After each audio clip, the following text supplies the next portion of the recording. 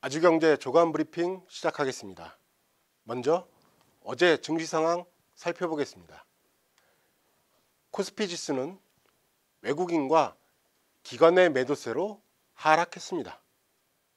반면 코스닥은 기관과 외국인 투자자의 매수세로 상승 반전했습니다. 주요 뉴스 말씀드리겠습니다. 첫 번째 소식입니다. 지난 30년간 한국 경제를 이끌어온 조선 해운벨트가 속절없이 무너지고 있다는 소식입니다. 지역 경제, 고용 등 각종 지표가 곤두박질 치고 있는데요. 경쟁력을 잃은 산업의 암울한 단면을 드러내고 있습니다. 일례로 거제시의 경우 그동안 조선업의 메카로 불려왔는데요. 밤마다 수놓으며 거제시 명소로 불렸던 조선업의 크레인의 야경은 이제 흉물로 변한 모습입니다. 이러다 보니 지역 경제에도 엄청난 타격을 입히고 있는데요. 특히 지자체와 업계에서는 썰물처럼 빠져나간 일자리 확보가 가장 시급하다고 입을 모으고 있습니다. 정부가 어제 국무회의에서 지방 분권 및 지역 경제를 살리기 위한 여러 방안들을 내왔는데요. 이런 방안들이 실효성 있게 실현됐으면 하는 바람입니다. 다음 소식입니다. 최근 우리 경제에 대한 진단이 나왔습니다. 내수가 주춤하고 있지만 수출 증가세가 이어지고 있어서 경기가 빠르게 하락할 일은 없다는 것입니다. 이런 발표는 국책 연구기관인 한국개발연구원, 소위 KDI에서 나온 것인데요. 어제 경제동향 9월호를 발간했습니다. 이 책자에는 최근 우리 경제는 투자 부진을 중심으로 내수 증가세가 약화되면서 고용도 위축되는 모습을 보이고 있다. 그러나 수출 증가세가 유지돼 빠른 경기 하락에 대한 위험은 크지 않다라고 평가했습니다. 문제는 최근 KDI의 경제 동향에 그동안 단골로 나오던 경기 개선이라는 표현이 빠졌다는 것입니다. 이는 사실상 우리 경제가 이미 경기 하락 국면에 접어든 게 아니냐는 것입니다. 그간 우리 경기를 놓고 경기 하락이냐 아니냐는 논란이 많았습니다.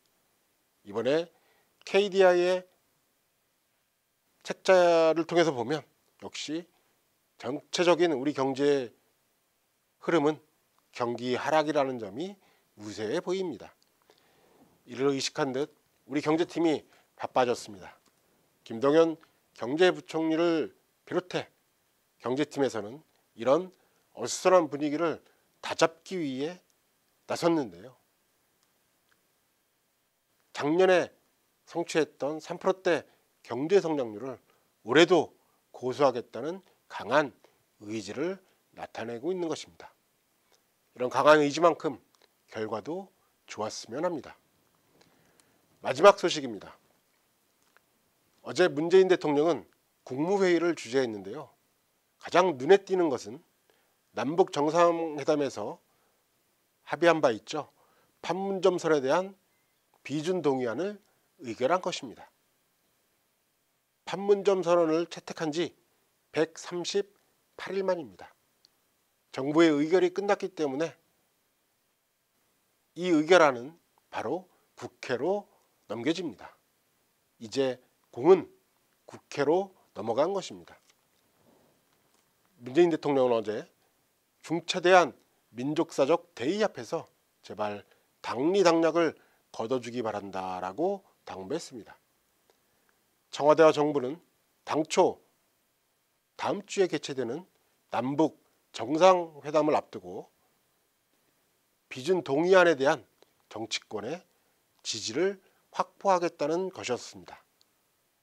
그러나 문희상 국회의장 주재로 열렸던 여야 원내대표회의에서는 정상회담 이후로 비준 동의 문제를 논의하겠다고 밝혔습니다.